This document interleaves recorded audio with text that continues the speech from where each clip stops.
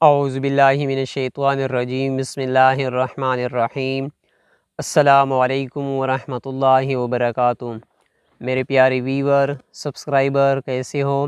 امید کرتا ہوں آپ سب لوگ خیریت سے ہوں گے، ٹھیک ٹھاک ہوں گے۔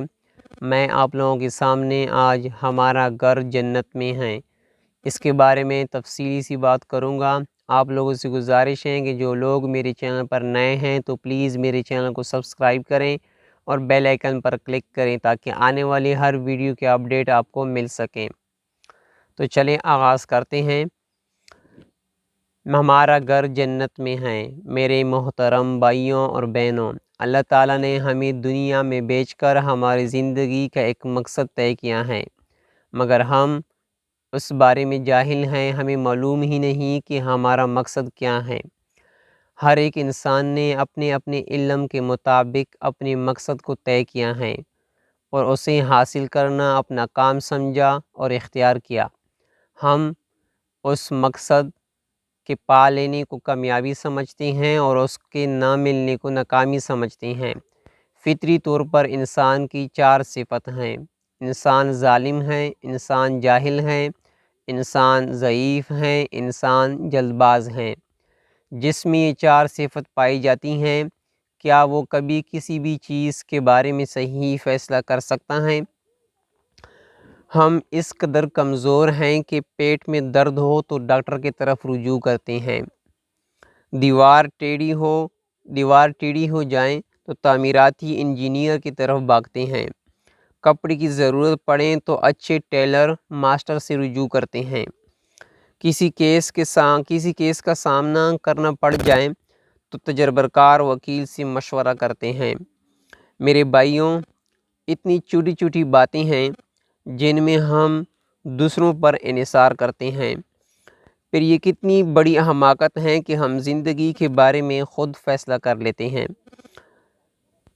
حالانکہ صرف نظر کمزور ہو جائیں تو خود انک کا انتخاب نہیں کرتے، بلکہ پہلے ڈاکٹر کے پاس معائنے کے لیے جاتے ہیں اور ڈاکٹر کے بتائے ہوئے نمبر کے مطابق انک استعمال کرتے ہیں۔ اس کی بات پر اعتماد کر لیتے ہیں کیونکہ وہ اپنے فن اور علم کا ماہر ہوتا ہے۔ الغرض ہمیں معمولی کام کے لیے بھی دوسروں کی طرف رجوع کرتے ہیں۔ پھر زندگی جو کہ مختصر مگر انتہائی قیمتی چیز ہے، اس کے بارے میں خود کیسے فیصلہ کر لیتے ہیں؟ کئی لوگوں کے پاس روپیہ پیسہ بہت ہیں مگر وہ بھی محتاج ہیں، کچھ کے پاس کم اور کسی کے پاس زیادہ۔ بہت سے ایسی بھی ہیں جن کے پاس آج کی روٹی ہیں تو کل کے لیے کچھ نہیں ہے۔ اکثر افریقی لوگ 24 گھنٹوں میں صرف ایک دفعہ کھانا کھاتے ہیں، ساری زندگی ایک جڑ کھاتے رہتے ہیں۔ بچپن سے موت تک 24 گھنٹے میں صرف ایک مرتبہ کھانے کی ترتیب پر زندگی گزار دیتے ہیں۔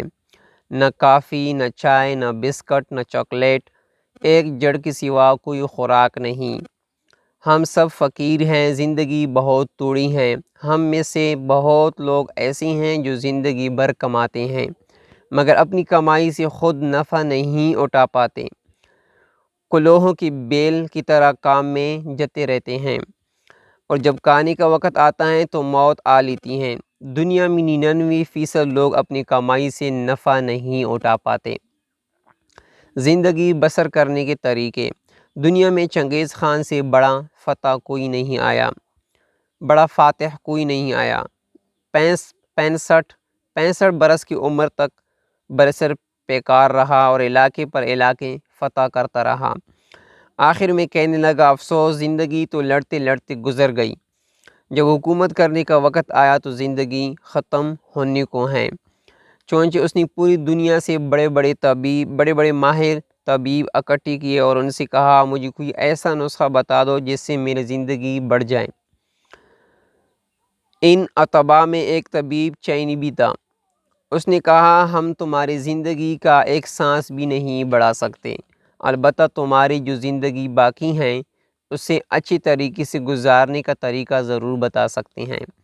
چنانچہ چنگیز خان 72 سال کی عمر میں دنیا سے رخصت ہوا مگر حکومت صرف 7 برس کی، یہی حال آج ہمارا بھی ہے کہ جب اپنے مال سے نفع اٹھانے کے قابل ہوتے ہیں تو آنکھوں پہ چشمے لگ چکے ہوتے ہیں، بال سفید ہو جاتی ہیں اور دروازے پر موت کڑی دستک دے رہی ہوتی ہیں۔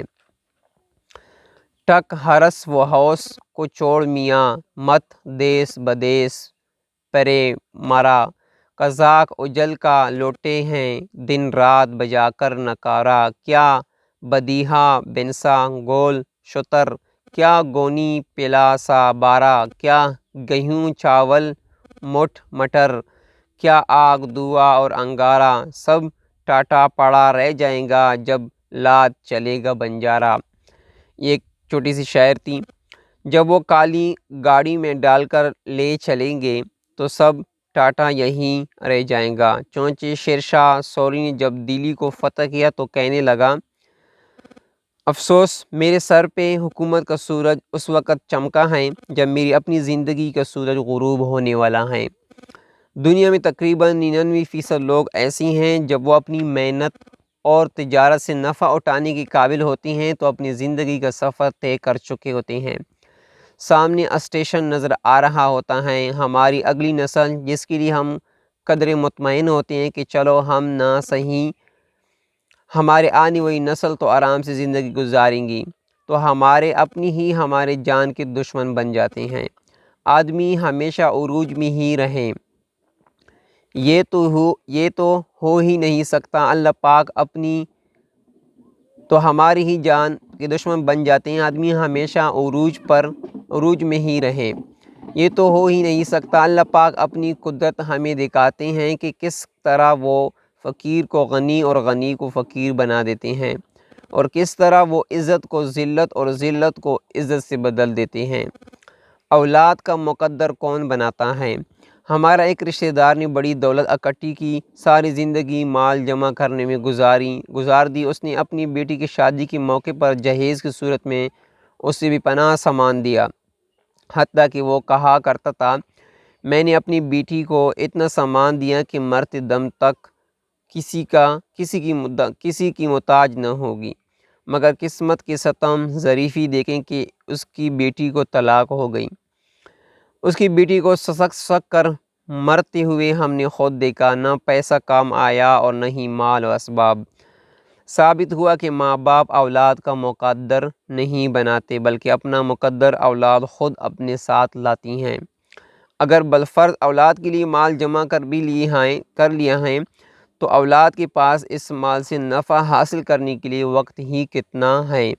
یہی 50 یا 60 سال، بلا 60-70 سال کی بھی کوئی زندگی ہے؟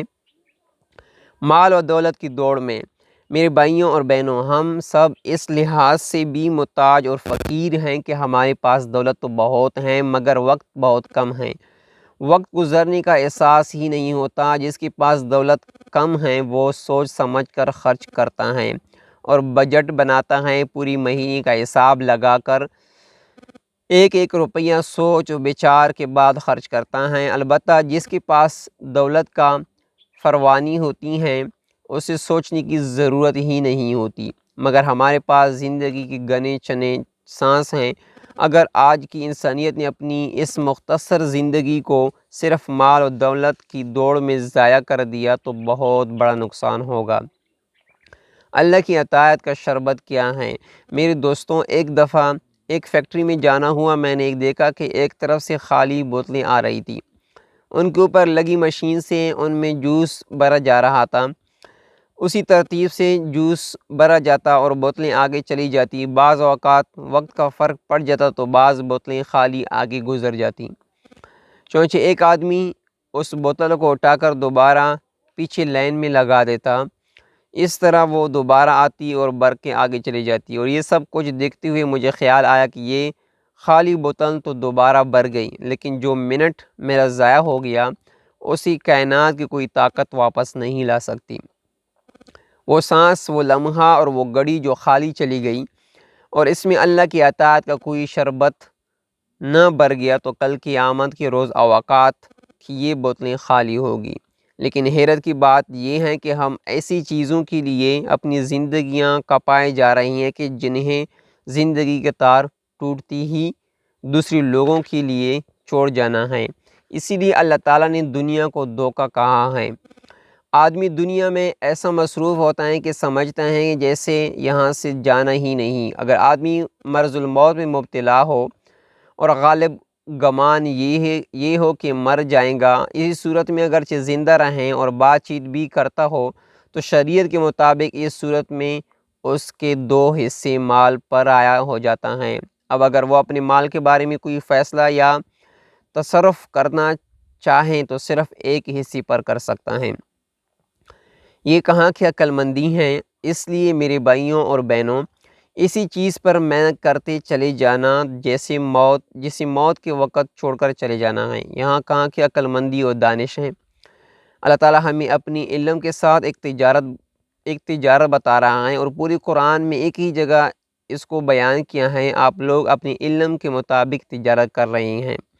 اس تجارت میں نفع بھی ہے، گھاٹا بھی ہے، سچ بھی ہے، جھوٹ بھی ہے، اور آخری چیز یہ ہے کہ اس میں دھوکہ ہی دھوکہ ہے۔ مر گئے، چھوڑ کر چلے گئے۔ دولت کے نشے میں مست ہشام نے 19 برس حکومت کی، مگر اس کے بیٹے مسجد کی سیڑھیوں پر بیٹھ کر بھیک مانگا کرتے تھے۔ حباس خلیف القہر واللہ وہ بذات خود مسجد کے دروازے پر بیٹھ کر بھیک مانگا کرتا تھا۔ اس لیے میرے بھائیوں، یہ دنیا اور اس کا مال و اسباب سب دھوکہ ہیں۔ دولت کے نشے میں کبھی مت رہنا۔ ایک دوسری تجارت کے بارے میں اللہ تعالیٰ بڑی خوبصورت انداز سے ہمیں بتا رہے ہیں۔ لفظ تجارت و زراعت، لفظ تجارت نفع پر دلالت کرتا ہے، اس لیے اللہ تعالیٰ نے زراعت نہیں کہا بلکہ تجارت کہا ہے۔ نوکری کے بارے میں نہیں کہا، کیونکہ حقیقت میں ساری دنیا تجارت کرتی ہیں۔ اگرچہ ہم زمیندار کہلاتے ہیں، مگر جب ہم اپنی کپاس یا مکئی فروخت کرنے لگتے ہیں تو ہم بھی تاجر بن جاتے ہیں۔ مزدور مزدوری کرتا ہے، جب وہ مزدوری لیتا ہے تو تاجر بن جاتا ہے۔ وکالت کرنے والا اگرچہ وکیل کہلاتا ہے، مگر جب وہ فیس لیتا ہے تو تاجر بن جاتا ہے۔ معلوم ہوا کہ بنیادی طور پر ہر انسان تاجر ہے، اس لیے تجارت کا لفظ تمام طبقات کو شامل ہے۔ قرآن کہتا ہے حل ادلکم، جیسے اردو میں کوئی کہے مجھے آپ سے ضروری بات کرنی ہے، اسی طرح کہنے سے سنانے والا زیادہ متوجہ ہوتا ہے۔ اسی طرح حل کا لفظ قرآن میں جہاں کہاں بھی استعمال ہوا ہے وہاں کوئی خاص اور اہم بات بیان کی گئی ہے۔ مثلا حل اتاک حدیث العاشیہ، حل اتاک حدیث موسیٰ، حل اتی علی الانسان حین من الدہر لم یکن شیئا مذکورا، حل ادلکم علی تجارت تنجیکم من عذاب علیم۔ میں تمہیں ایسی تجارت بتاتا ہوں جو تمہیں ہر دکھ اور درد سے نجات دے دیں گی۔ ایسی تجارت کا مطالبہ تو ہر شخص کرتا ہے جس میں نفع ہو اور نقصان کا امکان تک نہ ہو۔ اور فرمایا تؤمنون باللہ ورسولہ وتجاہدون فی سبیل اللہ باموالکم وانفسکم ذالکم خیر لکم ان کنتم تعلمون۔ اللہ اور اس کے رسول پر ایمان لاؤ اور اللہ کے راستے میں جان و مال کے ساتھ جہاد کرو، دین کو زندہ کرنے کے لیے قربانی دو۔ اللہ تعالی ہم سب کو اس پر عمل کرنے کی توفیق نصیب فرمائے۔ اگر ویڈیو اچھی لگی ہے تو لائک کریں اور دوستوں کے ساتھ شیئر کریں۔